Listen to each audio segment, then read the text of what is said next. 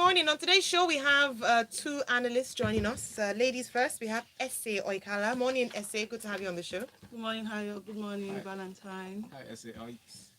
Yeah. My Guys. son named namesake. Oh, that's true. Yeah. And good morning, Devo Kore. Good morning, Lagos. AY Valentine SA Eku. You be terrorist? I don't be terrorist. That's right. Giving us the fella vibes this morning. Mm.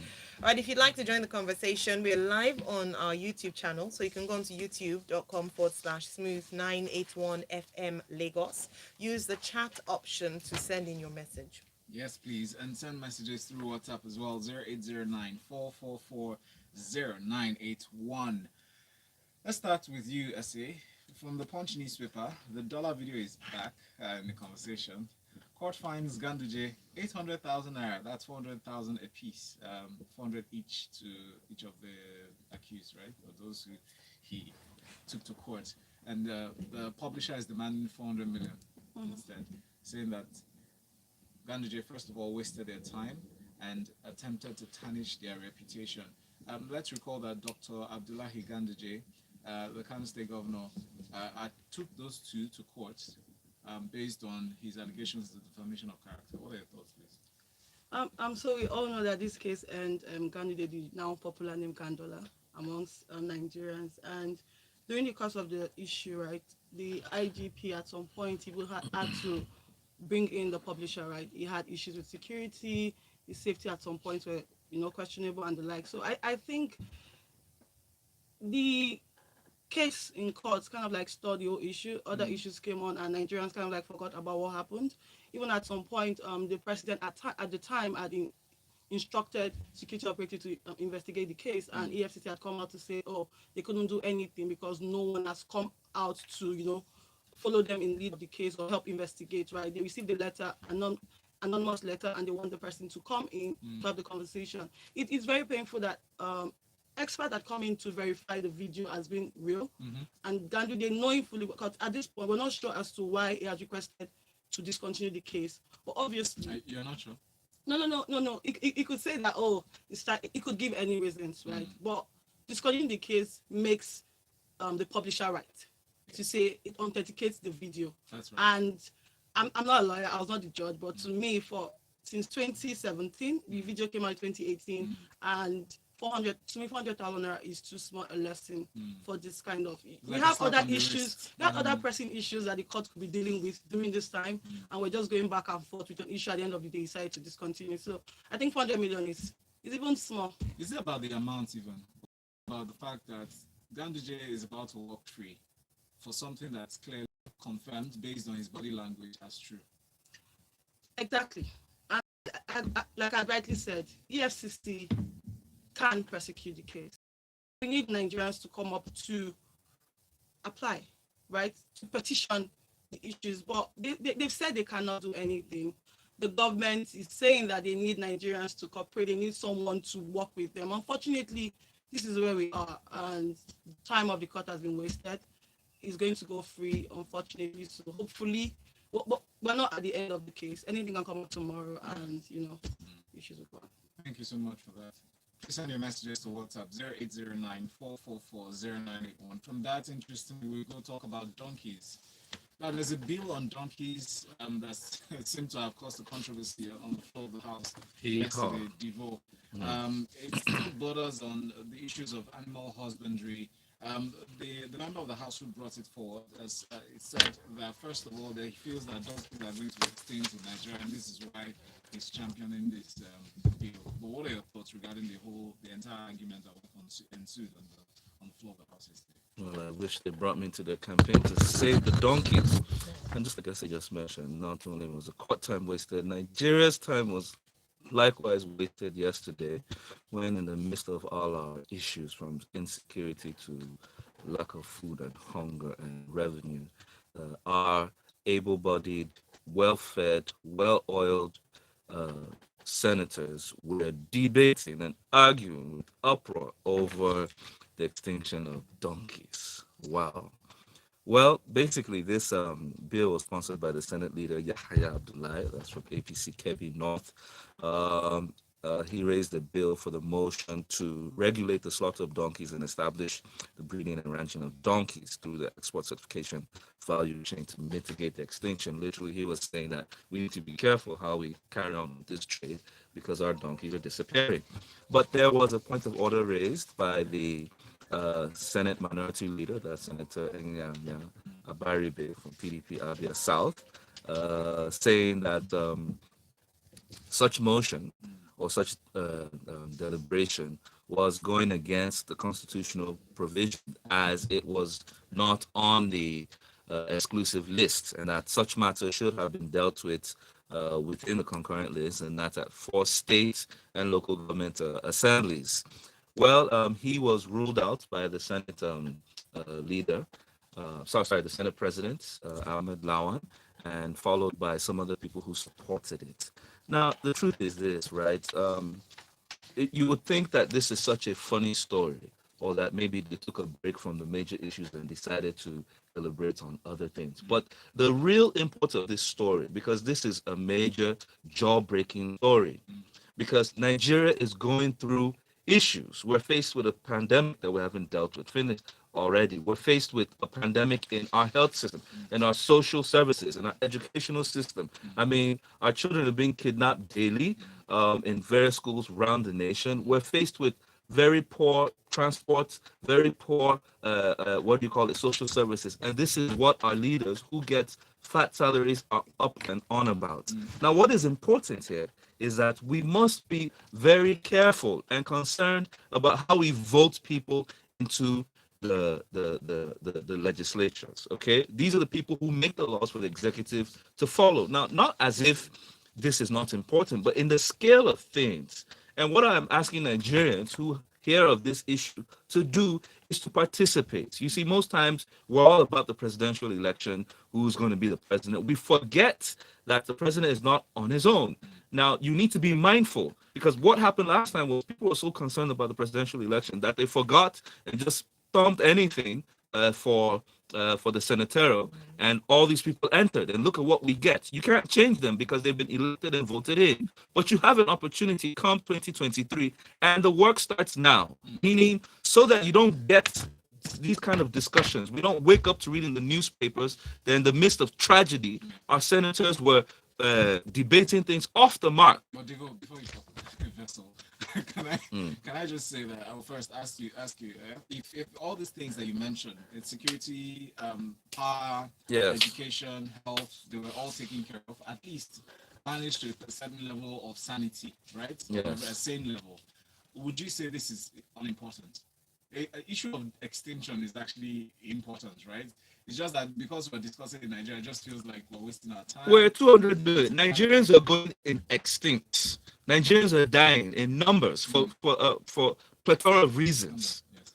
So I can't calm down when those who are in charge, when those who make things happen, are talking off point. We will take this energy to the house. I Please. must see you in Abuja. I must see. Well, you. I Very am, well- I am, very I well am said. encouraging our fellow Yeah. youths, okay, Yeah. nationwide, to ensure that you start your grassroots interactions with your own peoples now. Because what happens is that we sleep until that time, the politicians go to work, and at the end of the day, you wonder how come we have the country that we do. This is how it happens. So please, Nigerians, for whatever it costs, yes, I know it might sound like a tall order and that it might be expensive, but villages, LGAs, associations, they can sponsor responsible, well-meaning individuals who we can put forward to represent us properly. Thank you so much. And speaking to the issue of speaking and asking questions or questioning the legislators or those who have voted in the House, Gbajabiamila speaks on changes in the electoral bill, but that's also on the premise of questions that were being raised. One of the members on the floor of the House actually said that his constituents raised the question on the electoral bill because there were suspicions that were recommendations that were doctored into the document. Allegations around that. Please share the details with us, and your thoughts on it. Okay, so I'm sure Nigerians are aware that currently they're reviewing the Electoral Act Amendment Bill, right? And part of issues, right, people have raised were around electronic transmission of results, campaign financing, looked at financial independence of the INEC, right, and timeline for submission of dates. Was rejected for several reasons. issues ranging from some news section that were drafted had uncertainty around it, and they need clarity and different and this is coming back again, hopefully to get passed.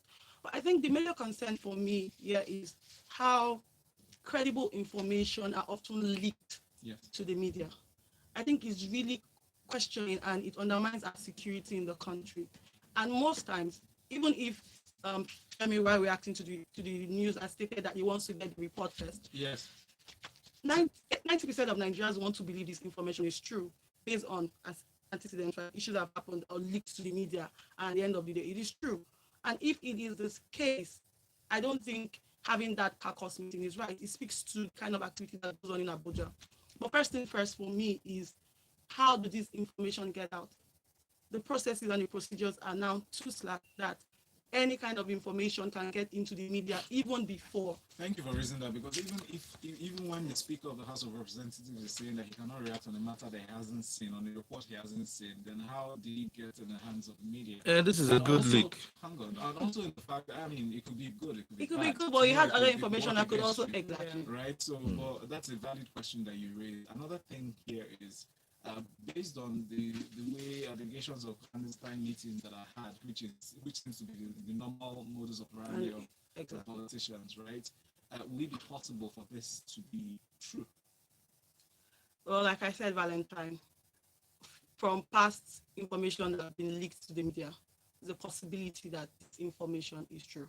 Now it's got into the media, and before the report will get back to the speaker, it could as well go back to review, right? Because no, it won't go back. Once it gets in there, with the information that has leaked says that the paper that is being passed is not what they agreed to, and then they will pass it, and then we'll sit here and we'll say that, how did that creep inside? No.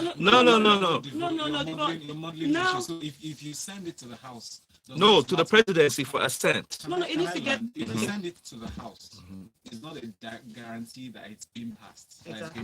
Exactly. I think more scrutiny now will go into review of exactly. Yeah.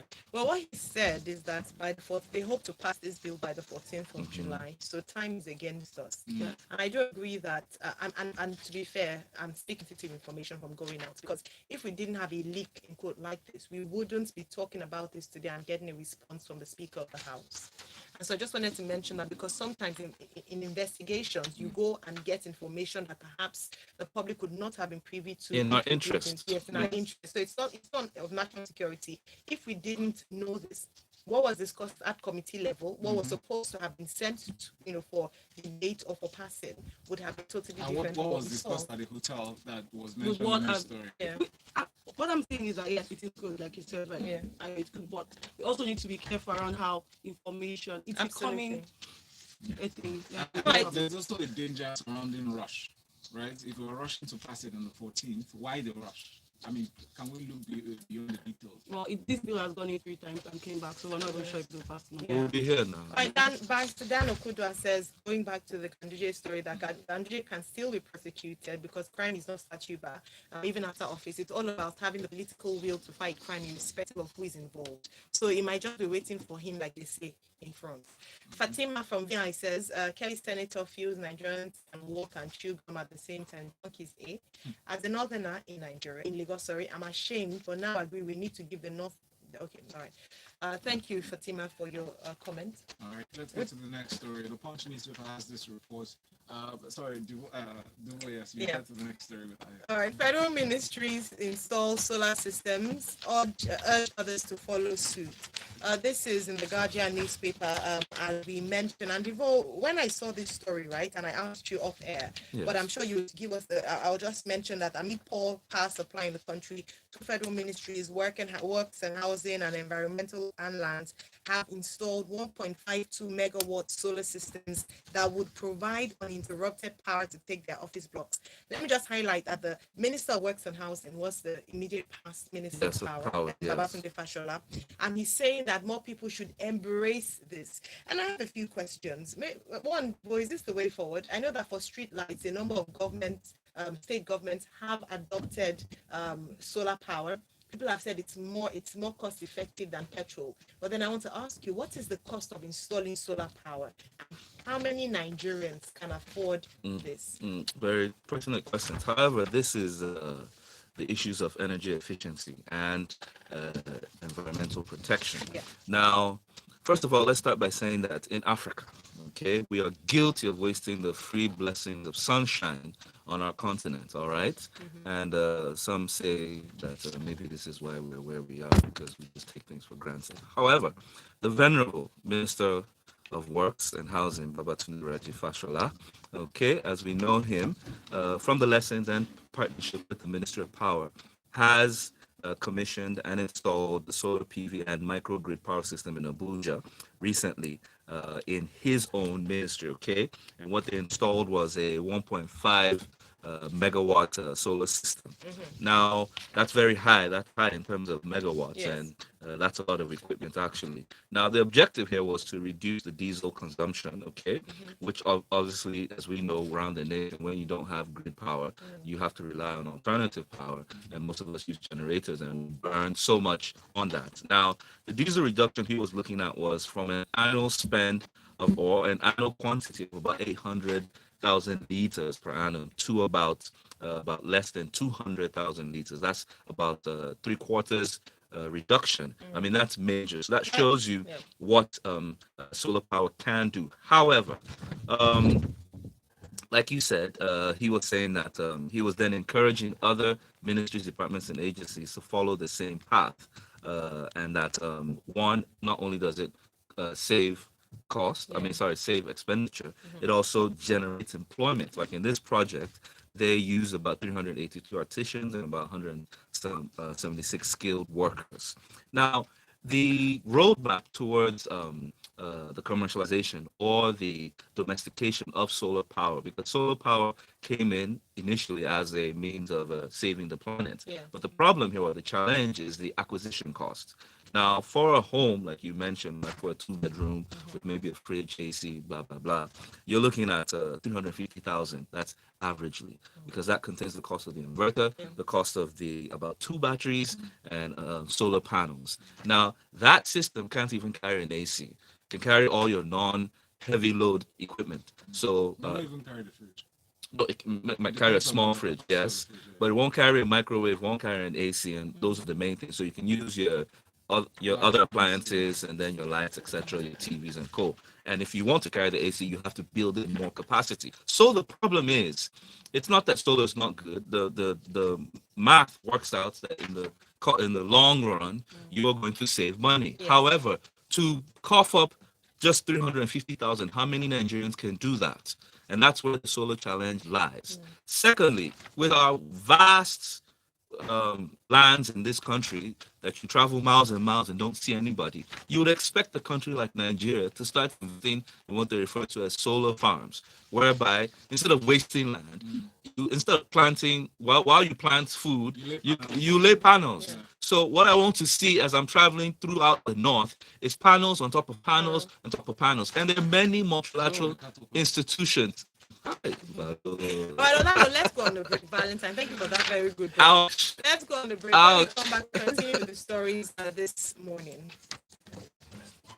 The best way to That's a save good one. money Huh? is to provide power. You said? The best way to save diesel cost is to provide us with power. Yeah. That's also. What do you mean provide power? When you say that, diesel power in terms of yes, cost effective in the long run, etc. I'm like, it's like saying that okay, we've adopted or we've gotten used to the fact that we're not going to get power. So let's just face solar power. So the best way to reduce the consumption of diesel in terms of generator is for the government to do what it's supposed to do. Yeah, but the So what I'm government saying is never that we're does. pushing for things that okay,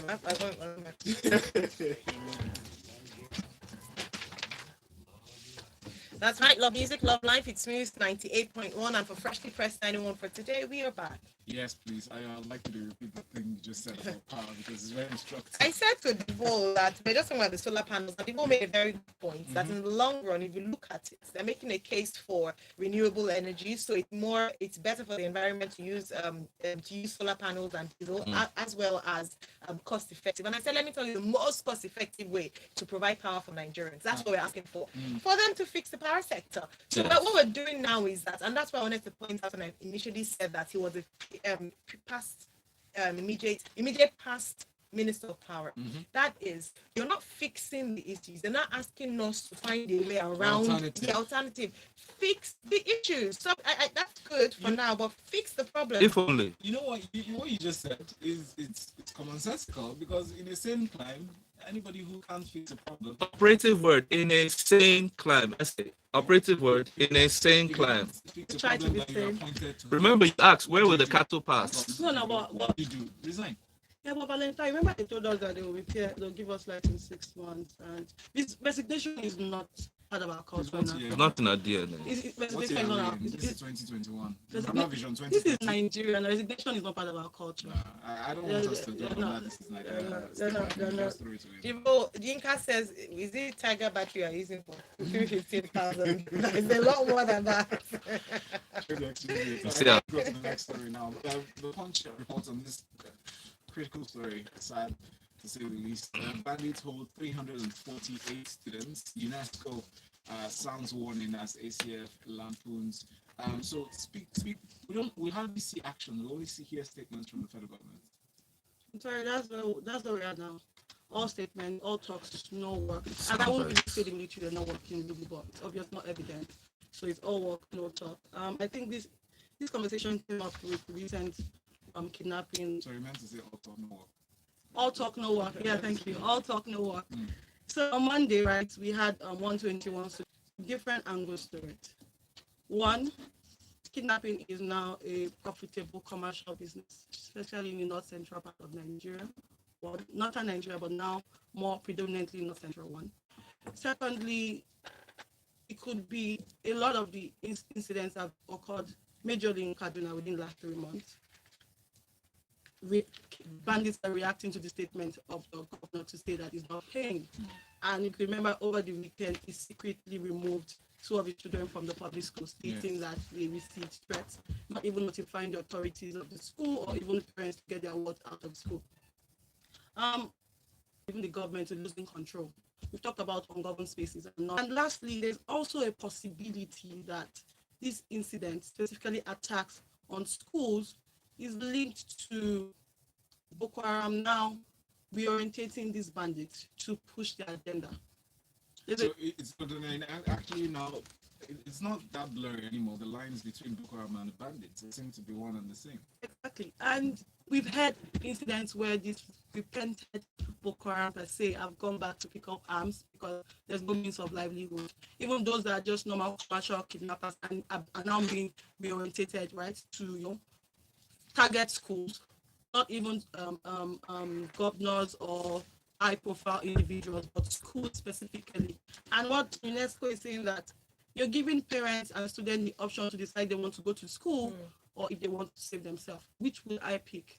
My life first. You know what? I watched a movie yesterday and I have to mention it's Voiceless. It's a powerful movie by Robert F. Peters. I cried almost throughout watching the movie. So it's said to be based on pre-events of what's happening in the Northeast. So it was an abduction of students in schools. And I think that was one of the most powerful ways to bring this home in terms of seeing the impact on young people, or parents, girls, futures, boys whose dreams are cut short. And we're talking about the future of Nigeria. The future of Nigeria is not just in the southwest and south. No, we are robbing our children in the north, and we're failing them essentially. And we're living sometimes as if we're not aware of what's going on. I think we must continue to bring this to the table. What is the government doing? And it goes back to what Devo said earlier on. We have issues like this and we're debating such things on the House when we should not talk about anything else until we sort out this problem. Security, we are coming to understand the fact that we need to pass in state policy. Yeah. And even governors are the chief security officers of the state, but they don't have the power to make security decisions in their states. They have the power to collect money. They have the power to collect security. They passed it yesterday. Let's see how they're going to make that work. Hopefully. All right, let's move on to our very next, and that's from the Vanguard newspaper. Even Nigerians with double registration risk jail term. And just to warn people, let me not say one, but to advise people who have registered previously not to register again. Sometimes you're not doing it with bad intentions or intentions for Really? All right, take us to the story, Divo. Well, the truth is they were warning against fraudulent registrations, okay? And we know in every form of registration or data collection in this country, it's just in our DNA to be fraudulent. And I'm sorry. No, it's not enough. Listen, I don't like facing the reflection in the mirror. We have a problem. I'm coming Okay, let's now. Roland. I'm Let's speaking Roland, but that about first a statement culture is that is pervasive. It's not just in INEC registration. You have it in driver's license. You have it in what else? In the name registration. Why do you think the Minister of Communication is suing for everybody to have his name registered? Because of these practices.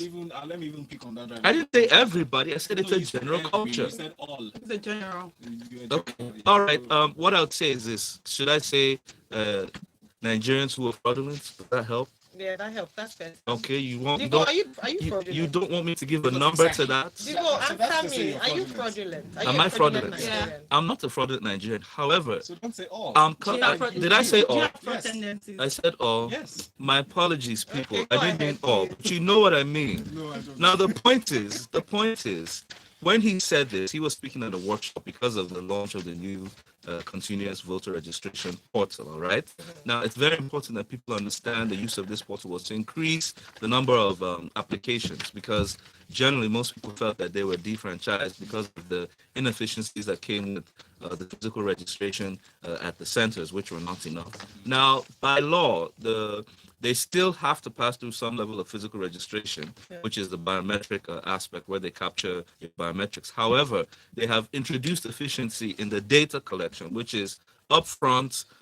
On your phone, your tablet, your desktop, or your laptop, you can put in your data, capture your face, and all of that, and then at your convenience, head on to one of the physical locations to get it captured. You can also find information about whether your PVC is ready, or if you know that issue of I registered in Sokoto, but I'm living in Port Harcourt. You can make the changes in terms of your location, which is very key because many people were cut off or disenfranchised during elections because where they registered was not where they were during the voting season. So please be mindful of this. Do it now. And thank God it's continuous. So it's open. There's no cutoff dates, but you need to do it in time so that you can get your cards in time in preparation for the election coming. Remember, many people who were not 18 as of the last election, which was in 2018, would have crossed the mark this time, meaning they're much more eligible voters at this point in season. And we also agree that not everybody has some of these gadgets to be able to register. But we also know that a large number of Nigerians do have some of these telephony gadgets to be able to improve the numbers. So I'm looking forward to the success. Also pray that the integrity of this platform is defended. Amen. I Because also find it laughable. INEC would say they are, suggesting jail term for those who involved in double registration. Because Yes. a simple code to prevent somebody from registering twice.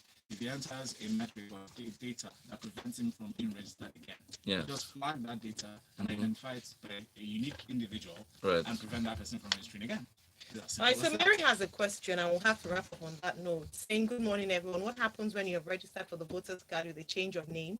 Last election was not ready, and now what next? Will that be still? They've introduced. You can change your name or your details or what do you call it, your location, or if you've registered, you're expecting your card and you're not where you registered, if you are now living in a different location, you can inform INEC. So INEC, it's like literally, it's like a customer service platform for INEC to introduce a lot of efficiency. Instead of going to the center, wasting your time, spending hundreds of hours, having to push kickbacks here and there just to get yourself sorted. Yeah, and to add to that, I'm very hopeful that when we move from this whole electronic phase to the physical phase, right, it would also be very, very efficient. That's it. That's it. So when we move Black from bar electronic alone. to physical, Yes, because definitely you get to a point where you have to go Yes. capture, you have to go get your card. That's I where- hope we will be as efficient because it's very easy to work with because electronic. expected that humans are more efficient than computers, yeah? Let's smooth was that process. That could be like a scorecard or just how was your It's experience? still not as good because they've extended the dates because they've not been able to capture the number of Nigerians that require it.